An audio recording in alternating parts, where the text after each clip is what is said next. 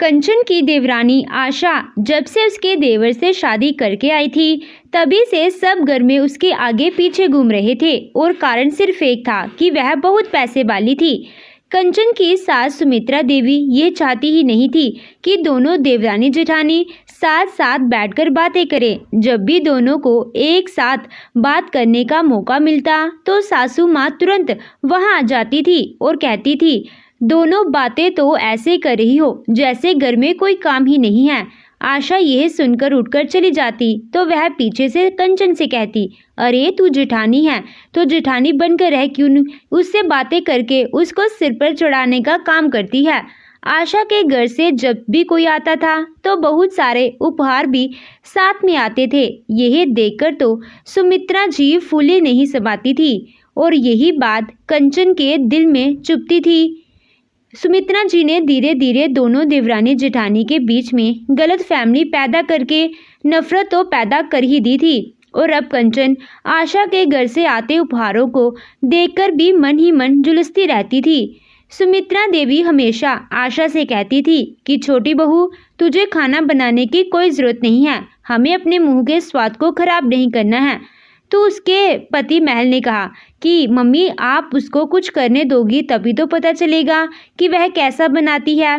तो सुमित्रा जी ने आंख निकाल कर कहा, घर के कामों के बीच में तुझे बोलने की जरूरत नहीं है। बड़ी बहू 2 साल से खाना बना रही है और उसका स्वाद हमारे मुंह को चढ़ चुका है। अभी उसको ही बनाने दो, बाद में देखा जाएगा। इस तरह बातें करके सुमित्रा जी कंचन की तारीफ करने लगती थी, लेकिन आशा इससे जल भुन जाती थी। आशा की बुनबुनाहट को सुमित्रा देवी समझती थी। उन्होंने अकेले में आशा से कहा, आशा, तू तो मेरी बेटी की तरह है।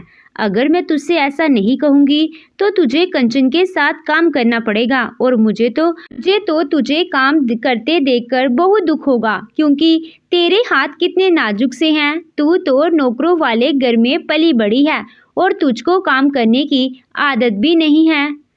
इसका क्या है, यह तो गरीब घर से है और काम करने की इसकी आदत है। यह सुनकर आशा खुश हो गई और सोचने लगी कि मेरी सास मुझको कितना चाहती है। ऐसे ही कंचन अकेले काम करते करते परेशान रहती थी और कभी कभी रसोई से बर्तन की आवाज आने लगती थी तो सुमित्रा देवी कंचन से कहती थी, बहू, मैं क्या करूं, वह तो बड़े घर से है। अगर मैं उसे काम पर लगा दूंगी तो फिर वह तेरे साथ भी झगड़ा करेगी। तू चिंता मत कर, मैं थोड़े दिनों में घर में नौकर लगा दूंगी। लेकिन सच कहूँ तो खाना तू ही अच्छा बनाती है। उसे तो कुछ आता जाता नहीं और उसको बोलने तक की तमीज नहीं है। पता नहीं कौन से संस्कार सीख कर आई है, इसीलिए मैं उसके मुंह नहीं लगना चाहती। आखिर अपनी इज्जत अपने हाथ होती है। इसी तरह सुमित्रा जी दोनों बहू के बीच नफरत की खाई को चौड़ा करती जा रही थी। धीरे धीरे कंचन को आशा बुरी लगने लगी और आशा को कंचन बुरी लगने लगी और दोनों ही एक दूसरे पर ताना कसने से बाज नहीं आती थी। जब भी कंचन खाना बनाती थी तो उसके खाने में नमक तेज होने लगा था और उसके पति राहुल ने कहा, क्या करती हो कंचन तुम, आजकल खाने में नमक इतना तेज क्यों डालने लगी हो? पहले तो तुम अच्छा खाना बनाती थी। आशा ने तुरंत कह दिया, भाभी को फोन से फुर्सत ही कहाँ है। कान पर फोन रखना रहता है और दिमाग भी फोन में ही रहता है, इसीलिए तो 2-2 बार नमक डाल देती है। मुंह से भी जहर उगलती है और खाने में भी जहर ही भर देती है। यह सुनकर कंचन से रहा नहीं गया और उसने गुस्से में कहा, आशा, ज्यादा बोलने की जरूरत नहीं है। मुझे अच्छी तरह पता है कि मैं कितना नमक डाला है। यह और बात है कि कोई और मेरे पीछे से नमक ज़्यादा डाल रहा है। आशा गुस्से में तिल मिलाकर बोली, आप क्या यह कहना चाहती हो कि मैं आपकी सब्जी में नमक भर देती हूँ? मुझे पता है कि आप मुझसे नफरत करती हो, इसीलिए मुझ पर इल्ज़ाम लगा रही हो, मगर यह सच नहीं है। इतनी गिरी हुई हरकत मुझे करनी नहीं आती। मगर कंचन को तो उस पर ही शक था। ऊपर से सुमित्रा जी ने अकेले में कह दिया, बड़ी बहू, देखा कैसे जुबान चलाती है इसकी।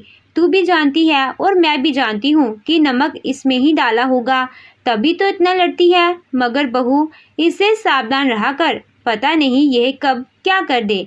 यह पैसे वाले लोग बहुत चालाक होते हैं। यह लोग दिल दुखाने में देर नहीं लगाते। उस दिन से कंचन सावधान हो गई थी और उसने आशा पर कड़ी नजर रखना शुरू कर दिया था। एक बार उसकी ननद काजल घर पर आई तो कहने लगी कि चलो दोनों अपने अपने हाथ का खाना बनाओ, मैं भी तो देखूं कि मेरी कौन सी भाभी अच्छा खाना बनाती है। कंचन ने हंसकर कहा कि आशा ने आज तक बनाया ही कहाँ है जो अब बनाएगी, इसको तो नौकरों के हाथ का खाना आता है, बनाना नहीं आता। तो आशा ने भी गुस्से में कहा, आपने मुझे आज तक बनाने ही कहाँ दिया है, रसोई पर तो आपने अपना कब्जा कर रखा है। कंचन फिर से गुस्से में बुरी तरह से बौखला गई। इन बातों का ठीकरा मेरे सिर पर मत फोड़ो, यह सब सासू माँ से पूछो। तभी सुमित्रा देवी ने कहा, अरे एक एक करके दोनों कुछ ना कुछ बना दो, काजल का भी मन रह जाएगा, बेकार में लड़ने की क्या जरूरत है। उस दिन दोनों ने एक एक करके खाना बनाया तो उसकी ननद काजल भी कम नहीं थी। उसने खाना चख कर कहा, आप दोनों थोड़ी मेहनत और करो, कभी मेरे घर आओ तो मैं आपको खाना खिलाऊंगी, तब आप देखना स्वादिष्ट खाना कैसा होता है। यह सुनकर तो कंचन के तन बदन में आग लग गई कि इतनी मेहनत करने के बाद भी काजल ऐसी बात कर रही है। आशा ने आने से पहले तो मेरी इतनी तारीफ किया करती थी, यह सब आशा के कारण ही हो रहा है, इसने ही काजल के कान भरे हैं। एक बार कंचन का भाई उसके बर्थडे पर आया तो आशा ने हंसकर कहा, जेठानी जी आप अपना बर्थडे भी मनाती हैं क्या? मुझे तो लगता था कि आपको याद भी नहीं होगा। वह क्या है ना, मिडिल क्लास के लोग अधिकतर अपना बर्थडे मनाते ही नहीं हैं। ये सुनकर कंचन के भाई को बहुत गुस्सा आया और उसने जब अपनी बहन को अपनी जेब से निकाल कर डायमंड के पेंडेंट की चांदी पहनाए तो आशा फटी आंखों से देखती ही रह गई। सोने की चैन में सोने का पेंडेंट था जिसमें हीरे जड़े हुए थे और वह बहुत खूबसूरत लग रहा था। कंचन ने भी आशा को चिढ़ाते हुए उसके तुरंत पहन लिया। आशा मन ही मन उसको देकर जल रही थी और सुमित्रा देवी इस मौके को अच्छे से बुलाना चाहती थी। जैसे ही कंचन का भाई वापस गया तो सुमित्रा देवी ने आशा से कहा, छोटी बहू आज मैंने देख लिया कि बड़ी बहू तुझे जलाने के लिए क्या क्या कर सकती है। पहले तो इसका भाई इसके बर्थडे पर नहीं आया था, मगर इस बार वह तुझे दिखाने के लिए आया। तेरा भी तो जन्मदिन आ रहा है, तू तो ऐसा कर सारे घर के लिए उपहार लाना और अपने लिए हीरे का हार मंगवा लेना, फिर देखना कंचन कैसे जलकर राख हो जाएगी। आशा ने भी अपनी जलन को शांत करने के लिए सासू माँ के इस सुझाव को स्वीकार कर लिया। अब तो मानो दोनों में प्रतियोगिता ही शुरू हो गई और दोनों के घर से बार बार कुछ न कुछ आने लगा। आशा हर बार अपने घर से कंचन से ज़्यादा महंगा और ज़्यादा सामान लाया करती थी। वह पहले से ही अपनी माँ को फ़ोन करके कहती थी कि मम्मी सामान ब्रांडेड और महंगा होना चाहिए जो मेरी जेठानी का घमंड तोड़ सके। कई बार कंचन ने उसको यह सुन लिया था, मगर उसने आशा से कुछ भी कहना छोड़ दिया था और अपने भैया पर भी जोर नहीं डालती थी। जब भी उसकी सास उसे आशा की बुराई उसके साथ करती थी तो वह कह देती थी, मम्मी जी मुझे आशा से कोई लेना देना नहीं है। एक दिन कंचन के भाई ने फ़ोन करके कहा कि कंचन कंपनी की तरफ से मुझे 5 साल के लिए अमेरिका भेजा जा रहा है और मुझे वही नौकरी करनी है, इसीलिए तेरी भाभी को लेकर जाने वाला हूँ। इस बार राखी पर तुझे घर आना है क्योंकि मैं बड़ा सा फंक्शन कर रहा हूँ। यह सुनकर कंचन को बहुत खुशी हुई और उसने अपनी सासू माँ से कहा, माँ जी मेरे भाई को अमेरिका भेजा जा रहा है। अभी तक विदेश में हमारा कोई नहीं था, लेकिन मेरा भाई जा रहा है। यह बात आशा ने भी सुन ली और कहा कि तू इतना घमंड करने की क्या जरूरत है, अमेरिका ही तो जा रहा है।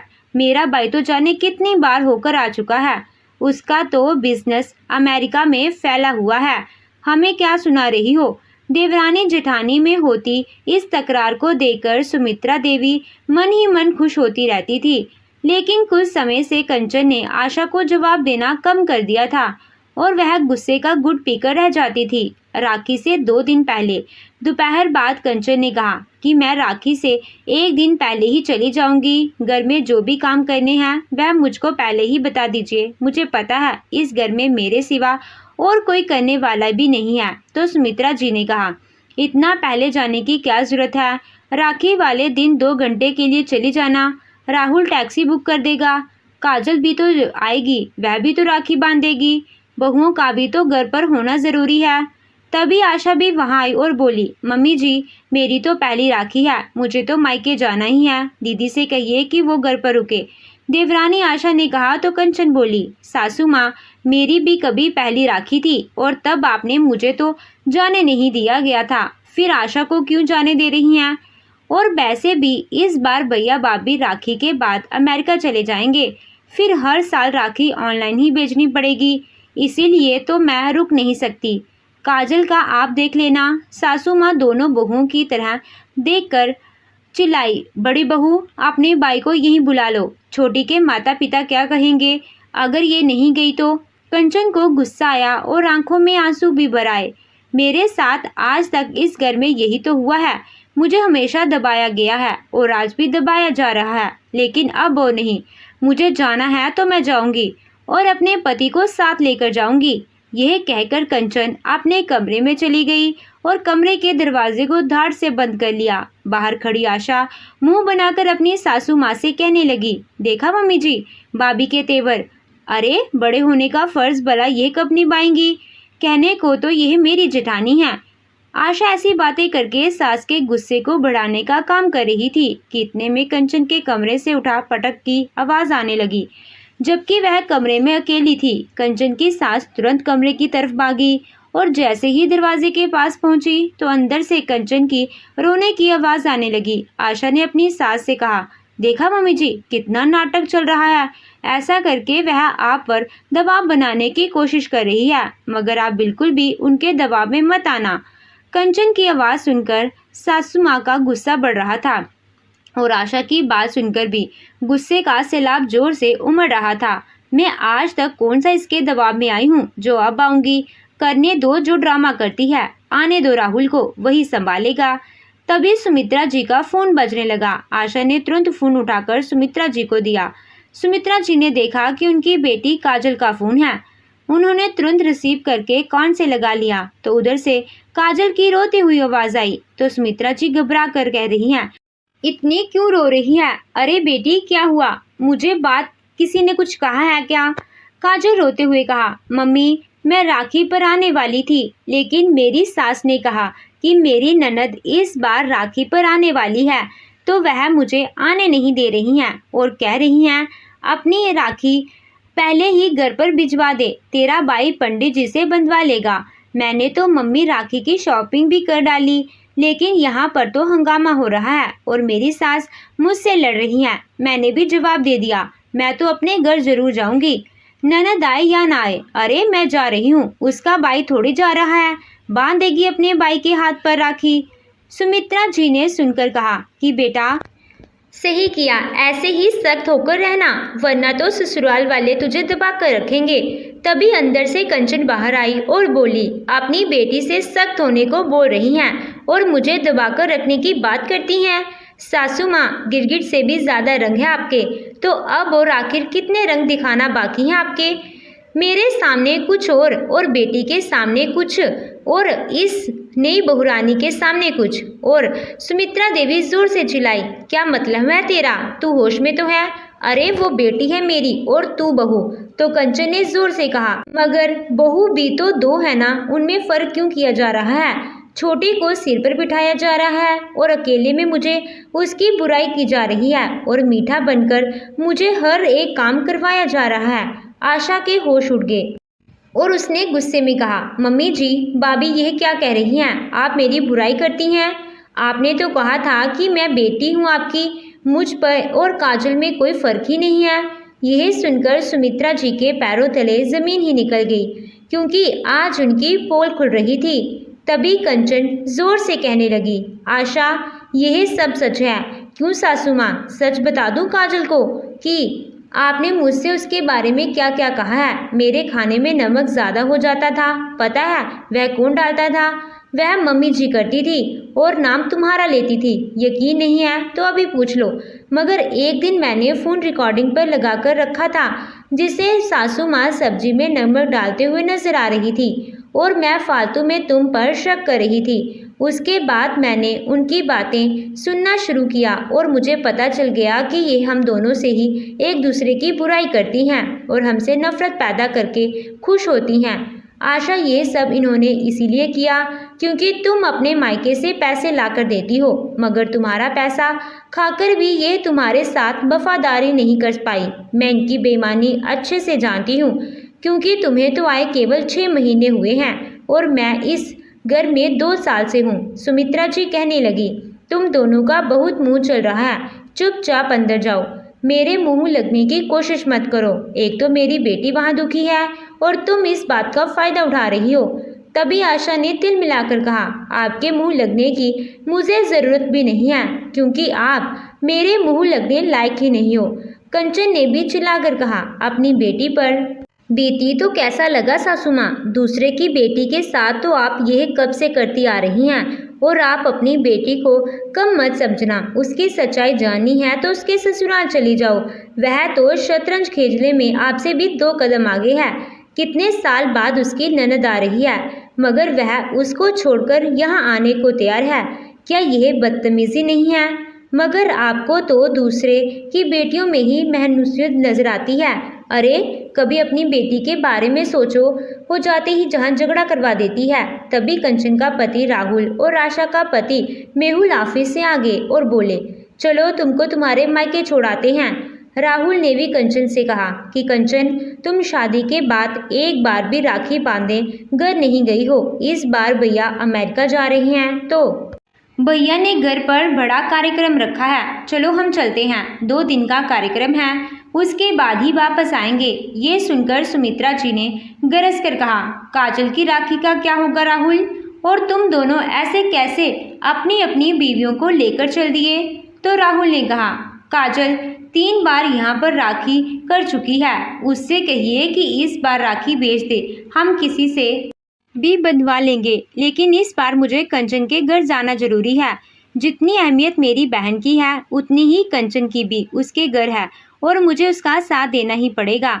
सुमित्रा देवी के मुंह पर ताला लग गया और दोनों की पत्नियां अपना अपना सामान उठाकर चली गई। तभी काजल का फोन आया, मम्मी आज तो मेरे पति ने मुझ पर हाथ उठा दिया क्योंकि उनकी बहन आ रही है और मैंने रोकने को मना कर दिया। सुमित्रा देवी ने तुरंत कहा, दामाद जी ने अच्छा किया, कभी